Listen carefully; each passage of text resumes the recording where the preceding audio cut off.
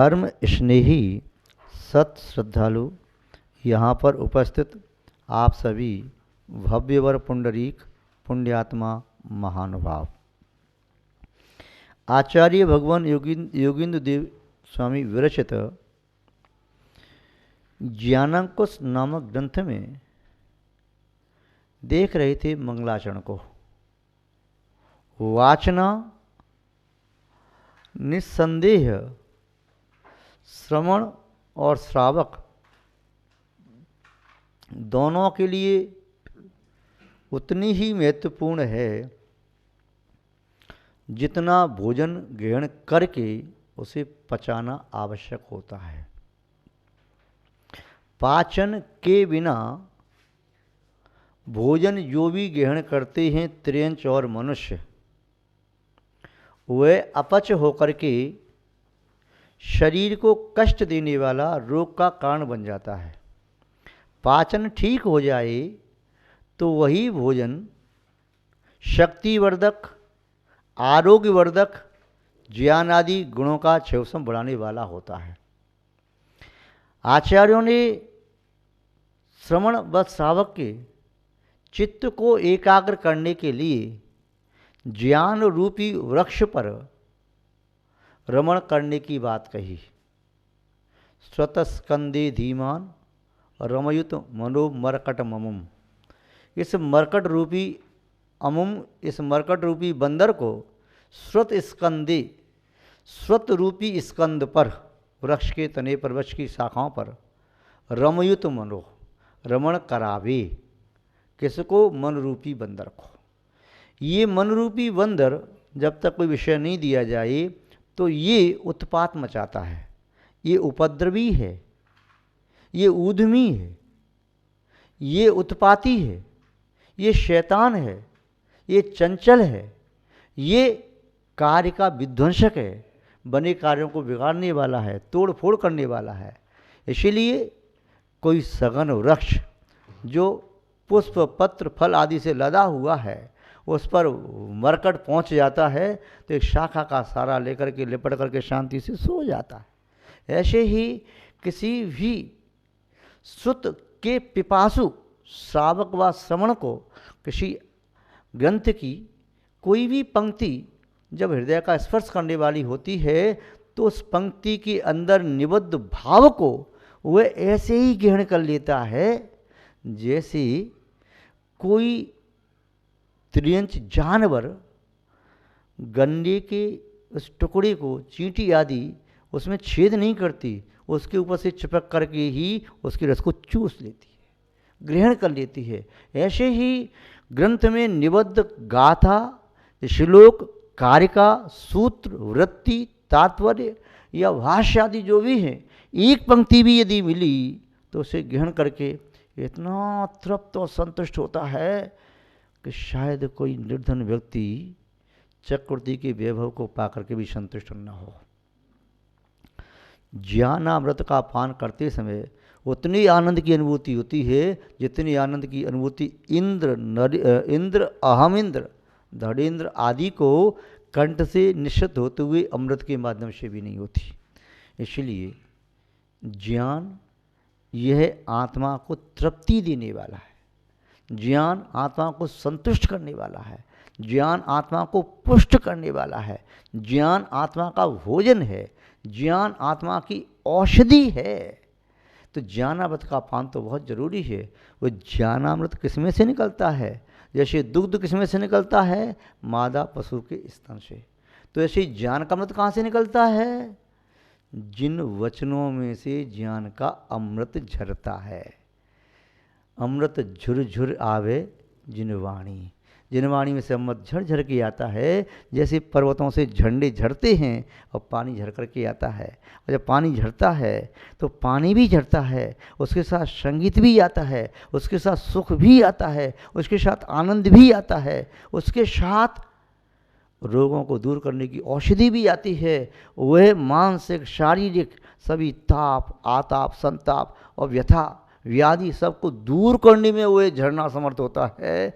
ऐसे ही जिन वचनों को सुनते सुनते जिस आनंद की अनुभूति होती है वह आनंद शब्दातीत है, अकथ्य है। जैसे कोई बालक अपनी माँ की गोदी में लोरी सुनते सुनते सो जाता है, उसके लिए माँ की गोद अहमिंद्र की सैया से उत्तम है, माँ की गोद चक्रवर्ती की उत्तम शैया से भी उत्तम है। उसकी माँ की गोद तीन लोक में सबसे ज़्यादा श्रेष्ठ लगती है उसे। ऐसे ही जिन भक्त श्रावक व श्रवण को जिन वाणी रूपी माँ की अंक वह गोद वह सामीप्य वह सन्निधि उतनी ही सुखद और शांतिकारक प्रतीत होती है। ज्ञानाकुश नामक ग्रंथ में आज द्वितीय नंबर के श्लोक को थोड़ा सा देखें, इसका वाचन भी करेंगे और प्रयास करेंगे इसका पाचन भी हो, अजीर्ण न हो जाए, इसलिए कम ही ग्रहण करना उचित है। नहीं तो फिर कुछ ग्रस्त क्या करते हैं, ज़्यादा ग्रहण कर लेते हैं तो पाचन के लिए फिर उन्हें क्या करना पड़ता है, अलग से व्यायाम करना पड़ता है, अलग से टहलना पड़ता है, घूमना पड़ता है, आसन लगाने पड़ते हैं, योगा करना पड़ता है। और जितनी शरीर को आवश्यकता है उतना ही ग्रहण करें तो न योगा की आवश्यकता, न व्यायाम की आवश्यकता, न टहलने की आवश्यकता, न उछल कूद करने की आवश्यकता, न उल्टे सीधे आसन लगाने की आवश्यकता। ज़्यादा जो पढ़ता है वह ग्रहण कम करता है, जो ज़्यादा कमाता है वह कम खाता है, जो ज़्यादा मेहनत करता है वह अपने शरीर को रोगी करके उस शरीर का सुख नहीं भोग पाता। इसलिए स्वाध्याय करो शास्त्र का आलम्बन लेकर के, किंतु स्वाध्याय के माध्यम से अपनी चेतना को, आत्मा को पढ़ने का प्रयास करो। आचार्य महोदय यहाँ क्या कह रहे हैं, ज्ञान प्राप्ति का क्या उपाय है, आत्मा को जानने का क्या उपाय है, तो आचार्य महोदय किस प्रकार यहाँ बताते हैं, देखते हैं उनके ही शब्दों में। काय प्रमाणम आत्मानं व्योम रूपम निरंजनम चैतन्यम भावे नित्यम ज्ञानम प्राप्नोति निश्चयम। आचार्य महोदय कह रहे हैं ज्ञानम प्राप्नोति निश्चयम, निश्चित रूप से ज्ञान की प्राप्ति होती है। कैसे होती है, जो ज्ञान की प्राप्ति का मार्ग है उस मार्ग पर चलते हैं तो निश्चित रूप से ज्ञान की प्राप्ति होती है। दीपक से प्रकाश की प्राप्ति कैसे होती है, उसका एक प्रमाणिक मार्ग है, उपाय है, विधि है। दीपक में स्निग्ध हो, बत्ती ठीक हो, सुव्यवस्थित, और फिर माचिस आदि के द्वारा बत्ती को प्रज्वलित करो तो फिर दीपक से प्रकाश की प्राप्ति हो जाती है। यदि कोई व्यक्ति दीपक की बत्ती को दीपक के बाहर रख दे, फिर वह माचिस जला करके तीसरी जगह उसको मिट्टी को जलाए, न बत्ती को जला रहा न संगता को मिल कर रहा, तो फिर वह दीपक नहीं जलेगा। या जो घृत आदि है उसे बाहर डाल दे, बत्ती को दीपक में रख दे, दिबला को दीपक को उल्टा कर दे, ऊपर से माचिस की तिल्ली लगाए, तो दीपक जलेगा? नहीं जलेगा। ऐसे ही यदि हम मिथ्या उपाय के द्वारा सम्यक ज्ञान को प्राप्त करने का उपाय करेंगे तो सम्यक ज्ञान प्राप्त नहीं होगा। चाबी तुम्हारे पास एक है या हजार, ये महत्व नहीं रखता है। महत्व ये रखता है चाबी सही पकड़ना तुम्हें आता भी है कि नहीं आता। ये महत्व रखता है कि ताला उसमें लगा भी है कि नहीं लगा है। ताला नहीं लगा है तो दरवाजे में ताली जो घुमा घुमा करके परेशान हो जाओगे, खुलेगा नहीं दरवाज़ा। उल्टी चाबी से ताला कभी खुलता नहीं है। लोग कहते हैं हिम्मत ना हारो, तुम्हारे पास यदि 1000 चाबी हैं, 999 से ताला नहीं खुला, हो सकता गुच्छे की अंतिम चाबी ताला खोल दे। ताला तो तब खोलेगी ना जब चाबी तुम्हें पकड़ना आता होगा। जब चाबी पकड़ना नहीं आता तो ताला कैसे खुलेगा? उल्टी चाबी से ताला नहीं खुलता। ऐसे ही माचिस की जो काड़ी आपने ली, दिए शराई की लेके काड़ी, मसाला वाला स्थान आपने अपनी उंगली से दबा लिया और पीछे वाले स्थान से यूँ जला रही है, दीपक जलेगा क्या? नहीं जलेगा। ऐसे ही अनादिकाल से हमने और आपने मिथ्या मार्गों के द्वारा सम्यक ज्ञान को प्राप्त करने की कोशिश की, तो समझ जाने से प्राप्त नहीं होगा। किसान भी जानता है जो अनपढ़ होता है कि खेत को पहले जोतना पड़ता है, बीज बोना पड़ता है, सिंचाई करनी पड़ती है, खाद डालनी पड़ती है, जलवायु उचित मिलना चाहिए, तभी फसल आती है। फसल काट करके लाता है, खलिहान में रखता है, तो वो अनाज को लेकर के आता है। ये ग्वाला जो अक्षर नहीं जानता, वह जानता है मैं अपनी गाय को, भैंस को, जो या बकरी आदि को खूब घास खिलाऊंगा, दाना खिलाऊंगा, फिर बकरी दूध देगी, तो दूध कहाँ से निकलेगा? स्तन से निकलेगा। यदि वह ग्वाला बकरी को, गाय को, भैंस को खूब चारा खिलाता है और सींग को पकड़ करके धोने बैठ जाए, तो सींग में से दूध निकलता है क्या? जैसे गाय की, भैंस की, बकरी की सींग में से दूध नहीं निकलता, पूंछ में से दूध नहीं निकलता, पैर में से दूध नहीं निकलता, कान में से दूध नहीं निकलता, ऐसे ही शास्त्रों को जो लोग कांख में दबा करके घूमते हैं, उन्हें ज्ञान की प्राप्ति नहीं होती। जो शास्त्र को अपनी छाती में रख के सो जाते हैं, ऐसे ज्ञान की प्राप्ति नहीं होती। या शास्त्रों को आजू बाजू में लाइन से लगा के बैठ जाते हैं, शास्त्र में लेट जाते हैं, मैं इतना ज्ञानी, ज्ञान की प्राप्ति नहीं होती। एक शब्द भी अंदर चला जाए तो निस्संदेह भेद विज्ञान पैदा कर देता है, आत्मा को जना देता है। एक शब्द का सुत ज्ञान, एक शब्द का सुत ज्ञान निस्सीम भावशुद्ध ज्ञान को पैदा करने समर्थ है। द्रव्य शुद्ध थोड़ा भी हो तो भाव शुद्ध बहुत सारा पैदा होता है। यदि एक लोटा नींबू का रस ले आओ, उसके माध्यम से आप कहो अब मैं देखता हूँ कि इसे नींबू के रस का असर होता है कि नहीं होता है, एक कटोरी दूध में डालो। जरूरी नहीं कि एक कटोरा या एक लोटा या एक बाल्टी एक जगह नींबू का रस हो तभी एहसास हो कि नींबू का रस है, ये दूध में अपना प्रभाव दिखाता है। अरे नींबू के रस की तो एक बूंद दूध में चली जाए तो दूध को फाड़ देती है, प्रभाव दिखा देती है। जो जैसा है अपना स्वभाव छोड़ता है। नींबू का रस डाला तो दूध फट गया, शक्कर डाली तो दूध मीठा हो गया, नमक डाल दिया तो दूध खारा हो गया। दूध में अपना प्रभाव छोड़ दिया। कैसा प्रभाव छोड़ा? जैसा उसका स्वभाव था। नमक का स्वभाव खारी था, नमक चाहे एक कण डालो, चाहे मुट्ठी भर डालो, चाहे और ज़्यादा डाल दो, नमक के डालने से दूध मीठा नहीं होगा। ऐसे ही मिथ्या मार्गों के माध्यम से सम्यक ज्ञान की प्राप्ति नहीं होगी। सम्यक लक्ष्य को प्राप्त करना है तो सम्यक मार्ग का आश्रय लेना ही पड़ेगा, कोई चारा ही नहीं है, कहीं गुंजाइश ही नहीं है, अपवाद भी नहीं है।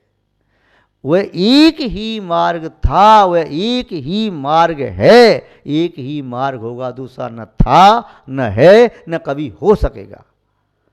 लोगों को भ्रमित भली कर दिया जाए किंतु नहीं। नदी जमीन पर बहती दिखाई दे रही है, उससे पानी पिया जा सकता है। दीवार पर नदी का चित्र बना करके उसमें से पानी नहीं पिया जा सकता। सही के लड्डू माने बनाए, उनको खाने से तृप्ति मिलती है। लड्डुओं का ढेर दीवार के चित्र में लगा दो, बहुत सा ढेर लगा हुआ है, उस ढेर को देखने से पेट नहीं भरता, उसे खाया भी नहीं जा सकता। सही के फल हैं तो उन्हें खा करके तृप्ति होती है, किंतु प्लास्टिक के फल सजा के रख दो तो उनसे पेट नहीं भरता। सही में भोजन करो तो पेट भरता है, नींद में कितना भी भोजन कर लो तो पेट नहीं भरता। उपवास के दिन कई लोगों को रात्रि में स्वप्न में भोजन करने की आदत होती है, वे स्वप्न में भोजन कर लेते हैं, सवेरे जगते हैं तब भी भूखे के भूखे उठते हैं। क्यों? स्वप्न के भोजन से किसी का पेट भरता है क्या? नहीं भरता। ऐसे ही विपरीत मार्ग, मिथ्या मार्ग, यद्वा तद्वा मार्ग, अनिश्चित मार्गों से निश्चय ज्ञान की प्राप्ति नहीं होती। आचार्य महोदय फिर उपाय बता रहे हैं कि ज्ञानम प्राप्नोत निश्चयम, निश्चय से ज्ञान की प्राप्ति होगी। कैसे होगी? तो यहाँ बताया काय प्रमाण मात्मान, काय प्रमाण, शरीर प्रमाण इस आत्मा को जानना है। आत्मा कितनी बड़ी है?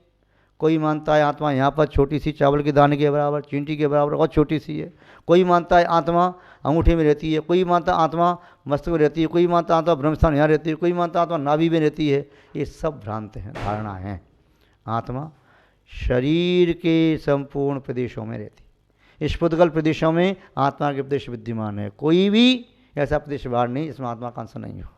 इसीलिए तो किसी को सुई चुभो हो, चाहे अंगूठे में चुभा हो, चाहे सिर में, चाहे कान में, चाहे उंगली में, हाथ में, कहीं चुभो हो, सब जगह अनुभूति होती है, कष्ट वेदना होती है। इससे सिद्ध होता है कि आत्मा वास्तव में सर्वत्र है, क्योंकि आत्मा वेदन करने वाली है, ये शरीर वेदन करने वाला नहीं है। क्योंकि मुर्दा के स्विच हो तो मुर्दा को कोई वेदन नहीं होता, या किसी व्यक्ति के शरीर में पहला इसका अटैक पड़ जाए तो उसका वो अंग यदि आत्मदेश वहाँ सक्रिय नहीं है तो वहाँ पर भी यदि चुहा है तो उसको अनुभूति में नहीं आता। महानुभाव, तो ये आत्मा काय प्रमाण आत्मानम व्योम रूप निरंजनम। आत्मा का स्वभाव कैसा है? व्योम रूप, यानी निर्मल आकाश की तरह से। आकाश में अग्नि जलाओ, आकाश अग्नि से तपता नहीं, कीचड़ फेंको गंदा होता नहीं, पानी बरसे भीगता नहीं, धूल उछालो धूल उसे जमती नहीं।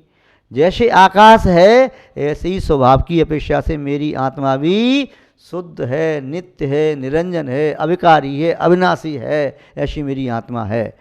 व्योम रूप आकाश रूप निरंजन, सर्व कर्म कालमा से रहते हैं।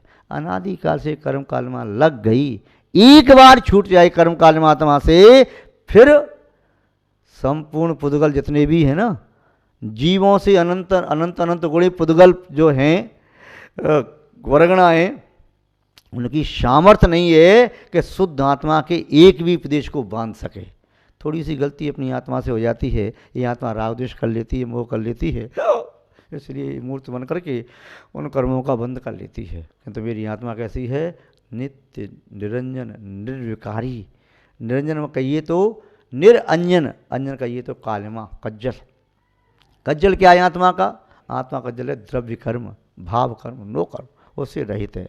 और फिर आत्मा चैतन्यम भाव भावेत नित्यम। उस चैतन्य आत्मा की भावेत भावना करना चाहिए। कब? सुबह के शाम, दोपहर में, रात्रि में। नित्यम हमेशा करना चाहिए। जब नित्य भावना भाएंगे, नित्य भावना भाएंगे, तब निस्संदेह उस भावना के फलस्वरूप ज्ञान को प्राप्त करने में समर्थ हो पाएंगे। ज्ञान को प्राप्त करना है तो ज्ञान मिलेगा। और कोई व्यक्ति कहे कि मुझे ज्ञान चाहिए और कार्य कर रहा है अज्ञान को प्राप्त करने के, तो ज्ञान की प्राप्ति नहीं होगी। जो जिसे प्राप्त करने का प्रॉपर वे है, जो रास्ता है, उस पर चल करके ही उस प्रकार की मंजिल की प्राप्ति होती है। तो ज्ञान की प्राप्ति का मार्ग यही है, चेतना की भावना भाएं, चेतना को व्योम रूप निरंजन नित्य समझें और आत्मा को काय प्रमाण मानें, तभी निश्चय ज्ञान की प्राप्ति होगी। आज बस इतना ही, शेष चर्चा हमें बाद में करना चाहिए। जय बोले श्री शांतनाथ भगवान की, परम पूज्य आचार्य गुरुदेव श्री विद्यानंद जी महाराज की, अहिंसा में विश्व धर्म की।